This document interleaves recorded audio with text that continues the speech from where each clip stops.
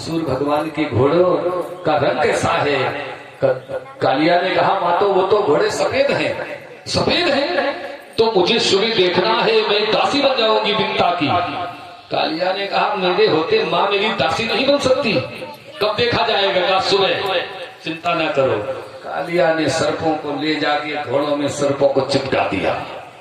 जितने काले सफेद घोड़े थे सब काले दिखने लगे। सुबह हुआ, भास्कर का उदय हुआ, रथ की गति को रोका गया, देखा गया। कद्रू ने बिंता से कहा देख घोड़े तो काले हैं। बिंता ने कोई बात नहीं, मैं दासी बन गई, दासी बन गई। समय चलता जा रहा है, बहुत समय हो गया। भगवान श्री हरि से गरुड़ ने कहा प्रभु मैं अपनी मैया से मिलना चाहता हूँ, बहुत समय हो गया मैया का दर्शन नहीं किया। भगवान ने कहा जाओ। प्रभु आए हैं अपनी मैया के पास गरुड़ जी, तो क्या देखा? बिंता चरणों को दबा रही है। सर्पों की माँ जो कद्रू है वो सिंहासन पर बैठी है। आज गरुड़ ने देखा मेरी माँ, ये मैं क्या देख रहा हूँ? मैया ने कहा बेटा मैं सर्प हार गई। सत्य क्या थी कि सूर्य भगवान के रथ में जो घोड़े मचे हैं उनका रंग मैंने सफेद बताया, इन्होंने काले बताए। जब देखा गया तो घोड़े काले निकले। अरे मैया तेरा बेटा अरुण है ना, उसे बुला लेती। अरुण को बुलाया गया, अरुण से पूछा गया घोड़े कैसे हैं? कहा घोड़े तो सफेद है। कालिया से कहा गया, कालिया कहने लगा नहीं मैं नहीं मानता। गरुड़ ने कहा मैं देखूंगा। कहा तो ठीक है। रात्रि में जाके कालिया ने घोड़ों में सर्पों को चिपटा दिया। सुबह जब सूर्यदेव का उदय हुआ, देखा गया घोड़े काले। गरुड़ को क्रोध आ गया। गरुड़ जी गए अपनी तीखी चोंच से सर्पों को काट काट के घोड़ों से अलग कर लिया। घोड़े सफेद निकल आए। बस यहीं से सर्प और गरुड़ में विरोध हो गया। यहीं से क्या हुआ? अब कहने लगे गरुड़ अरे कालिया तूने मेरी माँ को तेरी माँ ने दासी बना लिया, इसको दासी पद से मुक्त कर दो। कहा ऐसा नहीं होगा, ऐसा नहीं होगा तो एक भी सर्प नहीं रखूंगा। अब गरुड़ जी ने सर्पों को खाना प्रारंभ कर दिया। एक खाते हैं 10 फाड़ के फेंक देते हैं, 10 खाते हैं 20 को फाड़ के फेंक देते हैं।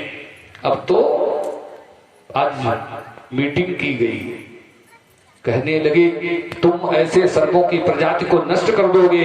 कालिया ने कहा तो मेरी माँ को बंधन से मुक्त कर दो। ऐसा नहीं होगा तो कहा मैं एक भी सर्प नहीं रखूंगा। कहा सुनो तुम्हें हर पूनों की रात्रि एक सर्प मिलेगा, हर पूनों की रात। ठीक है, फैसला हो गया, फैसला हो गया। अब उस समय पूनों की रात आती है, सर्प जाता है, गरुड़ खा लेता है, चला जाता है। धीरे धीरे धीरे धीरे नंबर लग गया कालिया का। कालिया का नंबर लग गया। कालिया ने कहा अब मैं आज गरुड़ को समाप्त कर दूंगा। बहुत समय हो गया, विलंब हो गया। प्रतीक्षा करते करते गरुड़ ने कहा, जब कालिया पहुंचा बहुत समय लगा दिया। कालिया कहने लगा जितना मैंने समय बिता दिया उतना तुमको जीने का समय मिल गया, ध्यान देना। ठीक है, आज कालिया ने प्रहार करने के लिए आगे बढ़ा। इधर गरुड़ और कालिया का युद्ध होने लगा। इसने क्या किया है? आज गरुड़ का एक पंख उखड़ गया, पंख उखड़ गया जिससे मोर बन गया। दूसरा पंख उखड़ा है गरुड़ का, उससे नीलकंठ बन गया। पंख निकल आए क्योंकि गरुड़ जी अमृत को पान कर चुके हैं। इसने गरुड़ को निगल लिया, तीखी चोंच से उदर को फाड़ दिया कालिया के, और पंजों से चोंचों से प्रहार इतना किया है कि आज कालिया समझ गया मेरे प्राण नहीं बचेंगे। राजेंद्र परीक्षित ये भागा है और इसने भागते भागते आज क्या हुआ, इसे रुकने का कहीं स्थान नहीं मिल रहा है। लहू लुहान है कालिया, गरुड़ खदेड़ते हुए आ रहे हैं। कालिया अपने प्राणों को बचाने के लिए आज ब्रज में आ गया। रास्ते में देवर्षि नारद मिले। नारद ने कहा अरे काली कहाँ जा रहे हो? कहा बाबा मेरे प्राणों की रक्षा मुझे करा दो, मुझे मेरे प्राण बच जाए, नहीं तो मुझे गरुड़ खा डालेगा। कहा तुम जाओ वृंदावन में, कहा सौरभ कुंड में प्रवेश कर जाओ।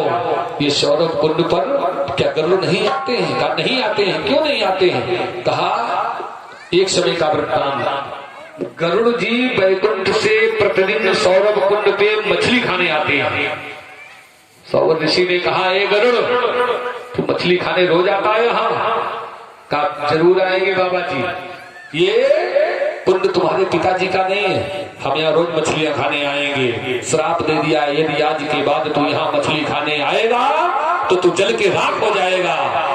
देवर्षि नारद ने कहा, अरे काली, वही स्थान सुरक्षित है जहाँ गांव नहीं जाता, नहीं तो तू कहीं भी सुरक्षित नहीं है। अरे राजेंद्र परीक्षित, ये अपने परिवार पत्नियों को लेके कालिया शौवर कुंड में प्रवेश कर गया, शौवर कुंड में प्रवेश कर गया है। समय चलता गया। कद्रू से कहा, मेरी माँ को बंधन से मुक्त कर दो। कद्रू ने कहा, जब तक तुम मेरे सर्पों को, मेरे पुत्रों को अमृत नहीं पिलाओगे, तब तक बंधन से मुक्त नहीं करूंगी। आज बैकुंठ पहुंचे, श्री हरि से अमृत मांगा। भगवान ने कहा, अमृत तो चंद्रलोक में है, चंद्रमा के पास। आज गरुड़ जी चंद्रलोक पहुंचे, चंद्रमा से अमृत मांगा, चंद्रमा ने अमृत देना मना कर दिया। गरुड़ जबरदस्ती गए अमृत के कुंड। आज अमृत के कलश को पंजे से पकड़ लिया, कलश को लेके आ गए। कद्रू से कहा, अपने पुत्रों को बुलाओ, अपनी प्रजाति को बुलाओ, सबसे कहो नहा नहा के आए, मेरी माँ को लेके आओ। नदी में स्नान करके सर्प जैसे बाहर आए, बिंता आई, एक पंजे से बिंता को पकड़ दिया। गरुड़ जी ने अपनी माँ बिंता को एक पंजे से अमृत के कलश को पकड़ लिया। कुछ अमृत छलक गया, उड़ना प्रारंभ कर दिया। सर्प निकल के नहा नहा के निकल रहे हैं, वो अमृत दूर्वा पे गिर गया, वो अमृत की बूंदें ढाक पे गिर गई, ध्यान देना, कुसा पे गिर गया। इन सर्पों ने विचार किया, ये अमृत है, जीभ्या से चाटना प्रारंभ कर दिया। अमृत के लालच में सर्पों ने घास को इतना चाटा कि इनकी जीभें जो सिंगल थी वो जीभें फट गई। तभी से दो जीवा हो गए सर्प, दो जीवा हो गए। कुछ सर्पों को अमृत मिला। आज बिंता को लेके, अमृत के कलश को लेके गरुड़ जी उड़ते उड़ते कहाँ पहुंचे? आज प्रयाग में रखा अमृत के कलश को। जिन दिन उज्जैन में रखा, नासिक में रखा, जिन जिन स्थानों पे कलश, अमृत के कलश को पृथ्वी पे रखा गया, उन्हीं जगह कुंभ पड़ने लगे। तभी से कुंभ पड़ने लगे। पावन भक्तों, आज अपनी मैया को लेके चले गए, तभी से विरोधाभास हो गया। सर्प और गरुड़ में आज भी विरोध है, आज भी विरोध है। बोलो गोविंद भगवान की जय, श्री दरबार की जय हो।